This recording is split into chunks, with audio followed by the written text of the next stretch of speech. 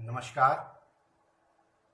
Pentium point technical college द्वारा आयोजित इस ऑडियो वीडियो लेक्चर में बीकॉम इकोनॉमिक्स एवं बीकॉम ऑनर्स प्रथम सेमेस्टर के सभी छात्रों का आज दिनांक 29/4/2020 की समष्टि अर्थशास्त्र की क्लास में मैं डॉक्टर राकेश तिवारी आप सभी का स्वागत करता हूं।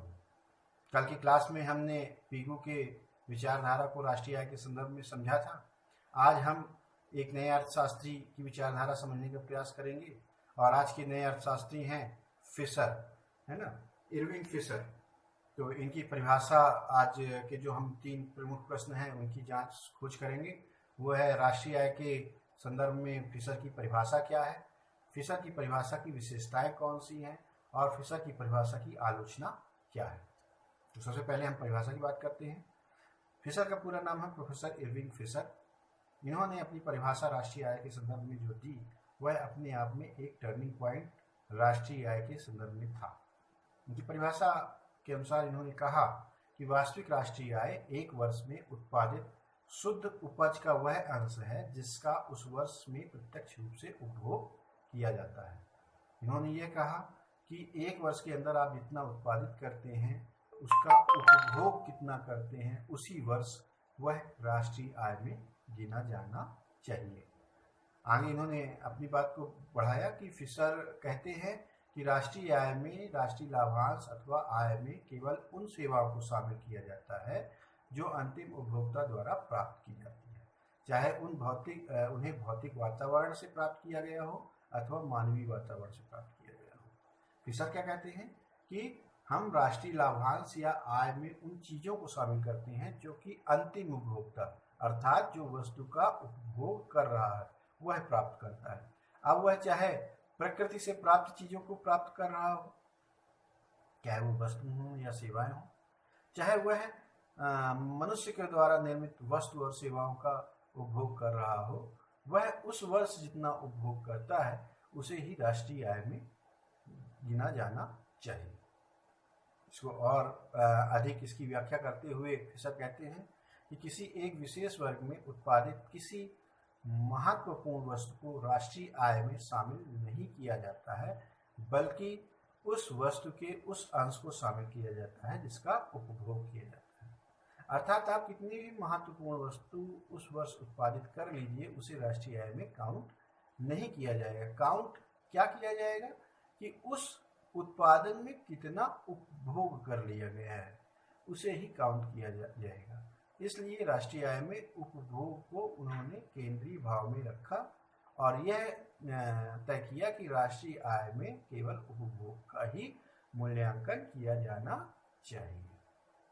अब राष्ट्रीय आय के संदर्भ में उनकी कुछ परिभाषाएं जो थी, उनकी विशेषताएं हैं, उस पर अपन प्रकाश डालते हैं।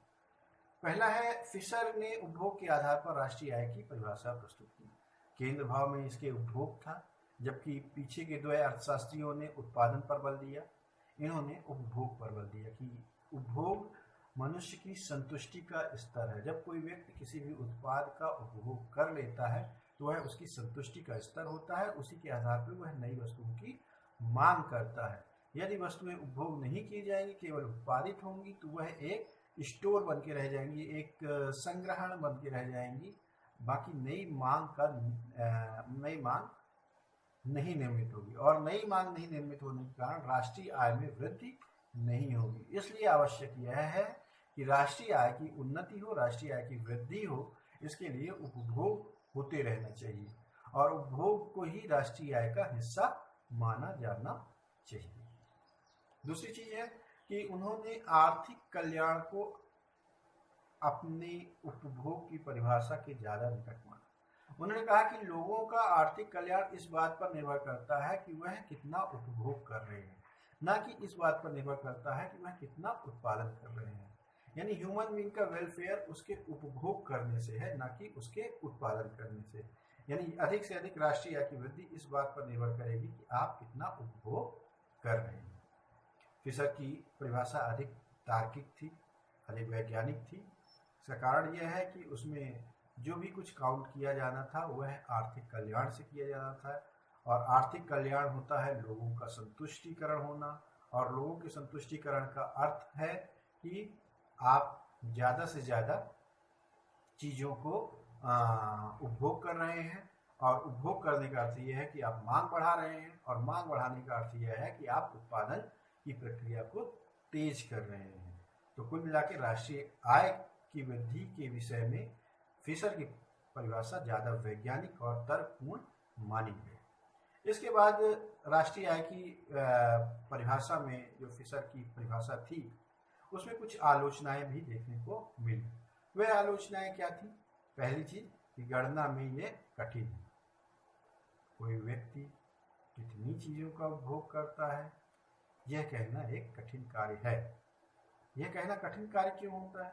यह कहना कठिन कार्य इसलिए होता है कि उपभोग की अपनी एक प्रवृत्ति होती है। आज हम किसी चीज का उपभोग कर रहे हैं, कल हमारी वह उपभोग संतुष्ट हो जाती है और हम दूसरी वस्तुओं की मांग करने लगते हैं।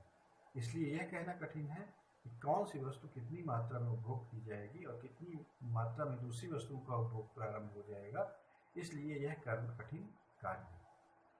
दूसरी चीज है टिकाऊ वस्तुओं के संदर्भ में अव्यवहारिक है। बहुत सी वस्तुएं ऐसी होती हैं जो टिकाऊ होती हैं, जिनकी लाइफ साइकिल ज़्यादा होती है। मान लीजिए आपके घर में कोई फैन है जो लगभग 10 साल पुराना है, और जब वो आया रहा होगा तो उसकी कीमत मान लीजिए कोई 1000 रुपये रही होगी, और आज 10 साल बाद आप जब 10 साल की सेवाएं लेने के बाद उसके उपभोग का मूल्य निकालते हैं तो उसकी वास्तविक कीमत कितनी हुई? 10 सालों में 100 रुपये प्रति वर्ष, यानी उसका उपभोग मूल्य घट गया। तो टिकाऊ वस्तुओं के संदर्भ में फिशर की परिभाषा में यह बात कही गई कि उपभोग का मूल्य घट सकता है यदि वस्तुएं टिकाऊ होती हैं। तो तीसरी बात यह कही गई कि दोहरी गणना की समस्या इसके अंदर भी थी। दोहरी गणना की समस्या फिशर की परिभाषा में भी देखी गई।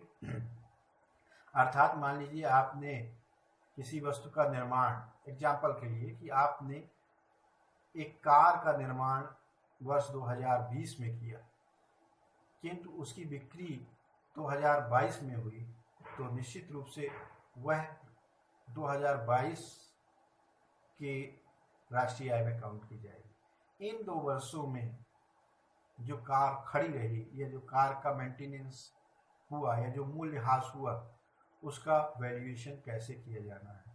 यानी अगर आप इसका वैल्यूएशन करते हैं तो आप दोहरी गणना के शिकार हो जाते हैं। इसलिए आवश्यक यह होता है कि हम उस दोहरी गणना से बचें। तो जाहिर सी बात है डिमांड क्रिएशन की बात की गई कि आप डिमांड क्रिएट करिए, फिर वस्तुओं को तैयार करिए और उसको बेचिए। तो पहले ये होता था कि वस्तुएं बना ली जाती थी उसके बाद बेची जाती थी। आज वर्तमान बाजार का युग है और आज ये हो रहा है कि पहले डिमांड क्रिएट की जाती है और उसके बाद वस्तुओं का निर्माण किया जाता है और उसी वर्ष वस्तु को विक्रय करने का निर्णय लिया जाता है। तो यह दोहरी गणना से बचने का एक साधन था।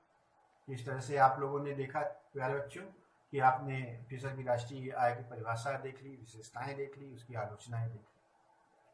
तो आज की क्लास बस यहीं तक है।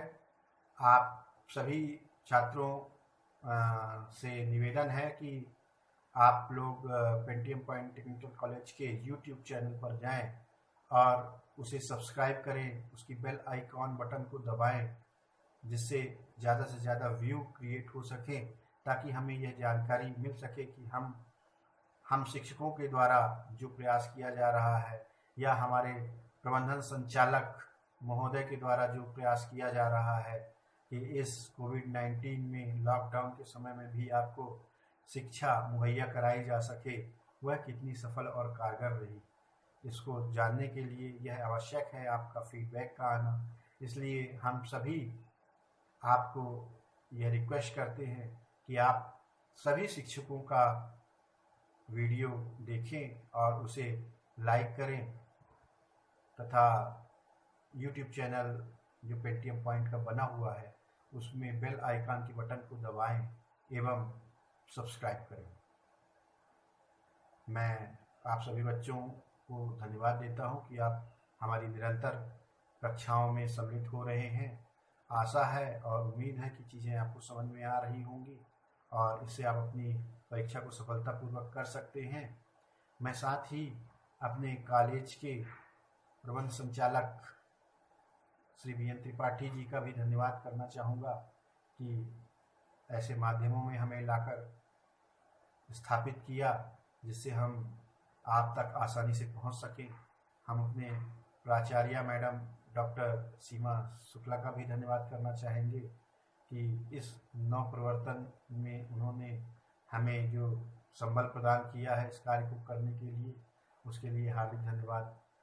इस स्थिति में मैं श्री एस.के. त्रिपाठी जी का भी धन्यवाद करना चाहूँगा कि इन सारे कार्यों को निरंतर उनकी देखरेख में संचालित किया जा रहा है, तो उनका भी धन्यवाद।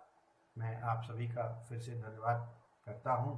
आप निरंतर चैनल्स पर बने रहें और आपके जो क्वेश्चंस हों उसको आप ग्रुप में अवश्य रूप से पूछें ताकि उनका निवारण किया जा सके। आप सभी को धन्यवाद। नमस्कार।